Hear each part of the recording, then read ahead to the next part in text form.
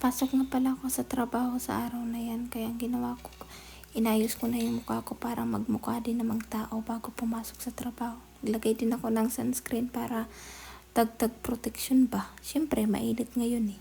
So, kailangan natin yan. So, ako lang pala may kailangan yan. Ay, hindi ko alam sa inyo kung kailangan nyo din yan. Para pagpasok natin sa trabaho, makita natin yung crush natin. Boom, ang ganda. Mukhang palaka. Hindi, joke lang.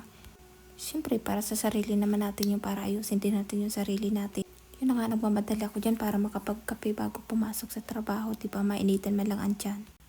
Pumasok nga ako sa kabilang kwarto, nakita ko yung kapatid ko sa pamangkin ko natutulog pa. Kaya ang ginawa ko, ginising ko malamang. Kailangan naman na kayong gisingin ko, diba? Yan na nga, bumangon na yung pamangkin ko. Nakagalit nga kasi ginising ko daw siya. Masyadong tumataba eh kapag tanghali na nagigising. Ay, buhay inda daw. Kaya pumunta na ako sa kusina para mag-init ng tubig para makapagkape na din.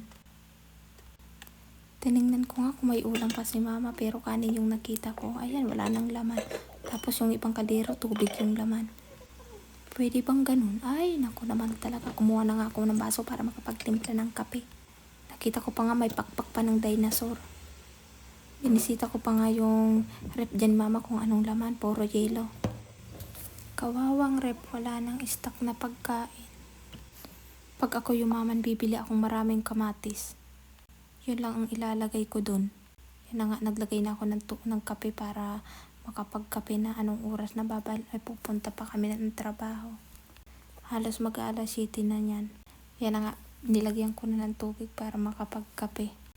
Dati kahit na pumasok kami sa school, wala man lang laman yang tiyan.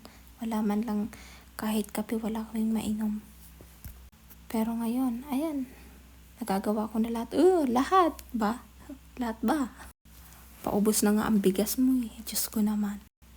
Ayan na nga yung pamangkin ko, kakapehin niya daw yung kabiyak ng kape ko. Ay, kalahati pala, kabiyak. Pwede naman kabiyak ka, bakit ba?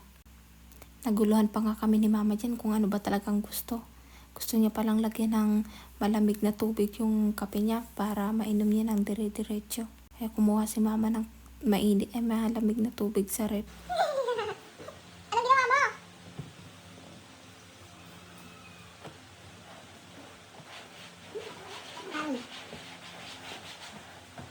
Salamat mo, mabait tula mo. Kung hindi, ginurusing-gusing ka na yan. So, matagal na ang oras ko yan minsan. Ano? Sobrang maray na ang dulo. Alam kong hindi lang ako ang adik sa kape. Alam kong kayo din adik din sa kape.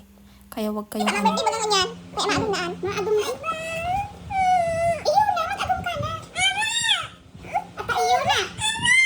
Iyo na nga ni. Mag-adong ka na. Ito pala labas ng bahay namin. Malamang, bahay namin to eh. Alangan naman labas ng bahay nyo. Kung gusto nyo palang pumunta dito, hanapin nyo lang yung pangalan ni May Mombinos. Kilala na siya dito. Si May Binos kamo na mahilig sa gin. Kilalang kilala na siya dito. Paalis na pala kami yan kaso may naiwan ako. Kaya ang ginawa ko, pinabot ko na lang kay mama. Kaya nagbabay na lang ako sa kapamangkin ko. Bye!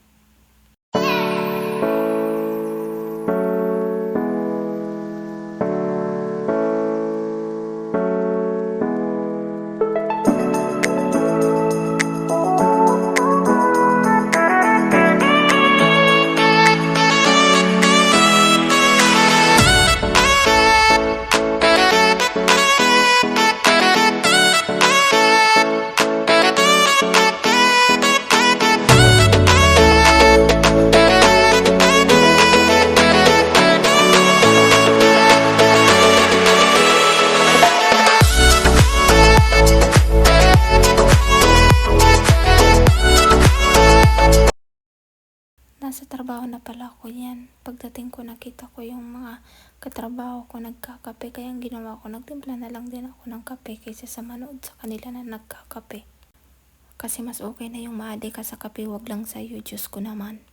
Ang tagal nga nung ininit nilang tinapay kaya ako'y naiinip na. Nahihiya pa nga si Erica sa camera.